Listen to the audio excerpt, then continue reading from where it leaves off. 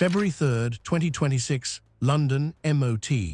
King Charles has officially stripped Prince Harry, Duke of Sussex, of all remaining royal titles, military assignments, honorary affiliations, and public privileges with immediate effect, according to a public statement released by Buckingham Palace at exactly 8:30 am. GMT. This unprecedented action comes after the FBI confirmed that, as part of a sealed search warrant issued on January 31, digital evidence and financial records from the Sussex's Montecito residence were seized, related to wire fraud, false statements, and possible misuse of charitable funds. The Windsor Reformation Directive, Article 7, which King Charles personally signed, was read aloud by a palace spokesperson. I therefore revoke in full and without future reinstatement all royal titles, military affiliations, and honorary privileges previously granted to my son, Prince Henry Charles Albert David, in light of confirmed violations of public trust and verified findings by allied law enforcement authorities. The Privy Council, the Lord Chamberlain, and the Keeper of the Royal Archives have examined, approved, and countersigned this judgment.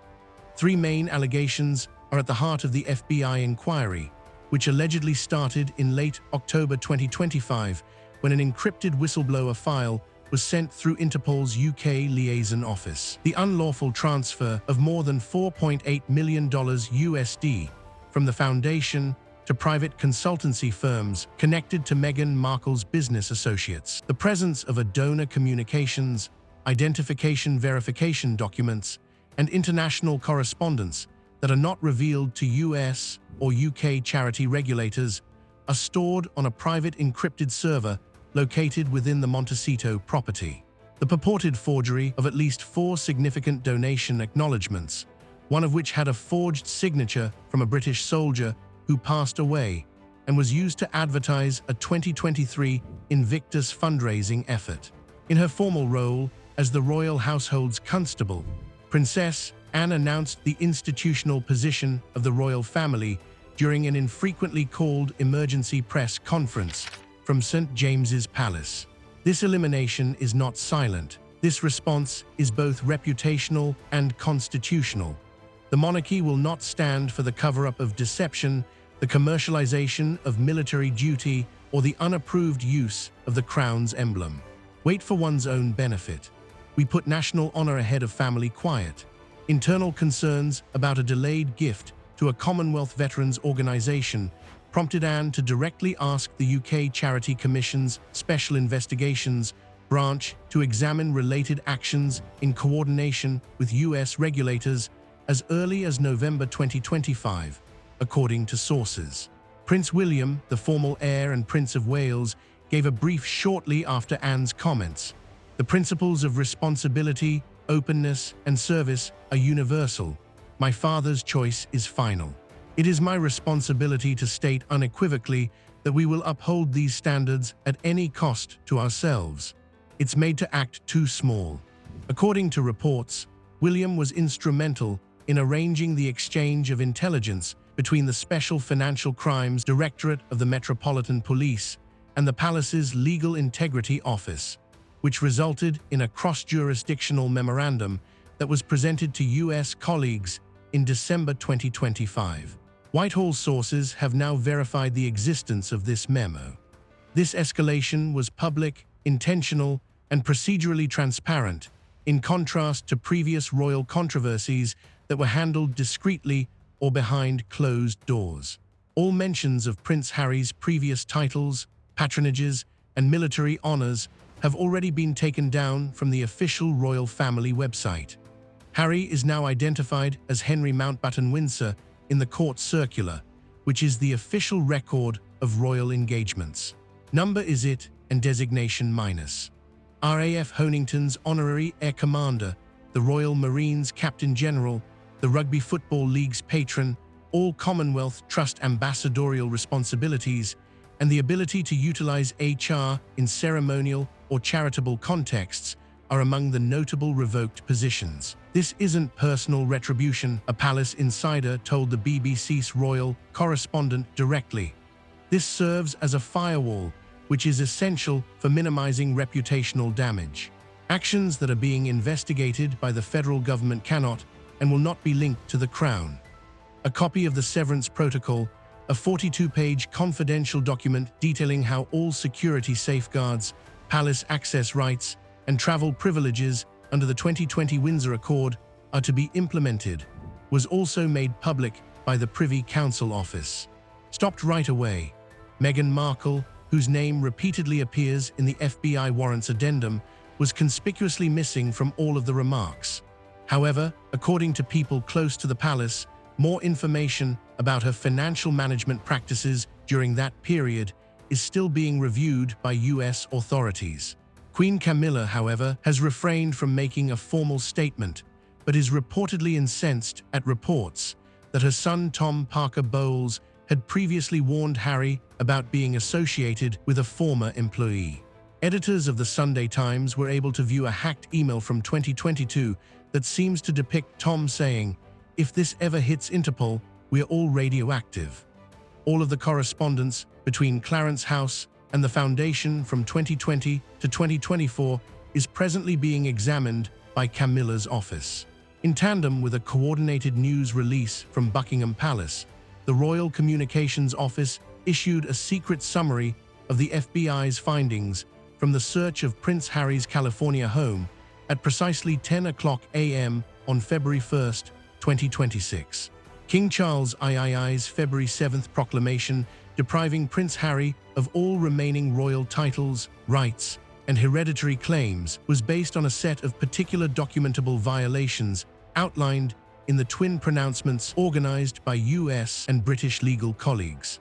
The FBIM-IFIV Joint Investigative Report highlighted three main types of misbehavior: misuse of royal trademarks by fraud, digital communications retrieved from encrypted devices connected to.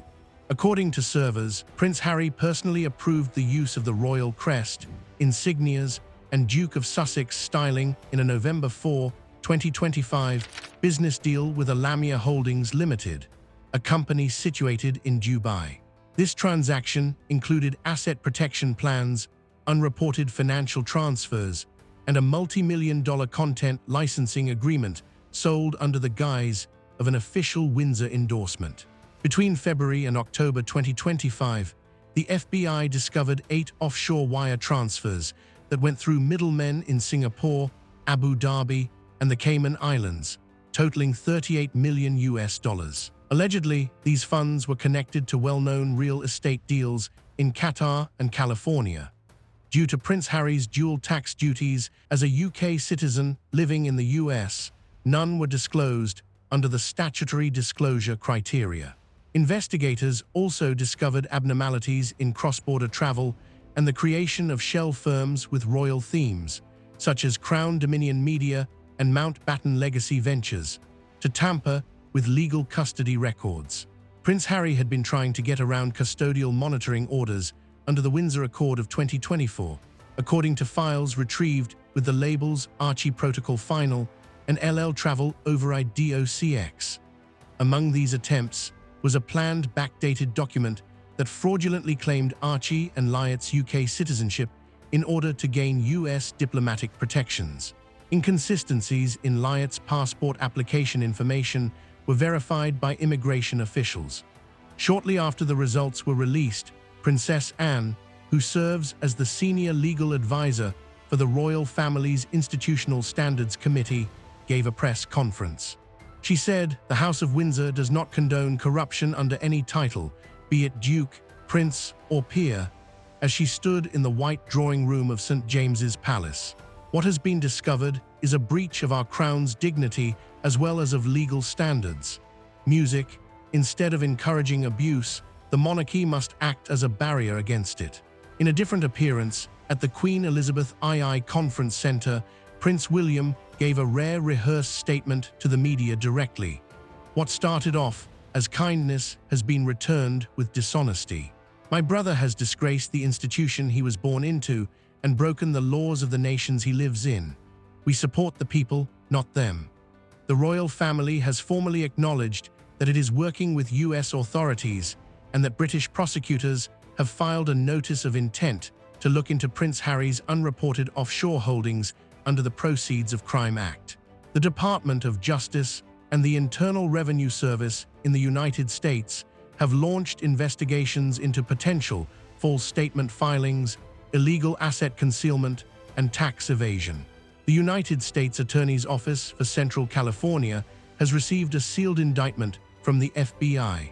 King Charles signed Royal Order No. D-226 on February 7 at 6:45 a.m. GMT, ending the Duke of Sussex's title recognition, according to internal records that the Times was able to obtain, eliminates all HR references that are still present in foreign registrations. Harry Mountbatten-Windsor is not eligible to continue in the line of succession, nullifies all military, diplomatic, or ceremonial appointments, directs all Crown estates to cut off all ties to subsidiaries. The last section states, henceforth, he shall be recognized neither in title nor in duty as a representative of the Crown or of its historic lineage, with no secret court proceedings or unclear exile, just complete public revocation. This decision represents the first complete severance of a senior royal position in the contemporary constitutional era. Citing reputational risk, a number of publishers and streaming services have put a halt to negotiations over Sussex content as of February 8. As cooperative witnesses, some former executives have been subpoenaed. At precisely, an irreversible change in protocol regarding Prince Harry was brought about by a private briefing between the royal family and senior UK national security authorities at 1,100 hours on February 2, 2026. The head of MI5, the director of GCHQ, the Home Secretary, and members from the Royal Household Security Division attended the meeting, which was held at the Cabinet Office Briefing Rooms, COBR. The content discovered in California was subsequently formally classified as institutionally disruptive and security important. Wim Tudor is the secondary, according to MENA. The briefing focused on an FBI evidence bundle that included digital conversations, metadata, encrypted transfers, and 3 sealed testimonies collected under the Foreign Agents Act, according to the formal royal communiqué issued hours later. FHA Registration Act. According to the documents, Prince Harry had intentionally accepted material support, both financial and logistical, from a foreign lobbying organization that had unidentified connections to the UK's sovereign enemies. A number of messages from Harry's encrypted personal server in Montecito were also used as evidence. These organizations, which were registered in the UAE and Seychelles, were linked to controlled fronts that were intended to sway media coverage in the UK and obtain backdoor access to private briefings about royal ceremonial plans, veterans affairs, and US diplomatic efforts in the UK. 2 previously private internal memos dated October 19 and November 29, Music 2025, were jointly approved for public distribution by Princess Anne and Prince William after the COBR conference.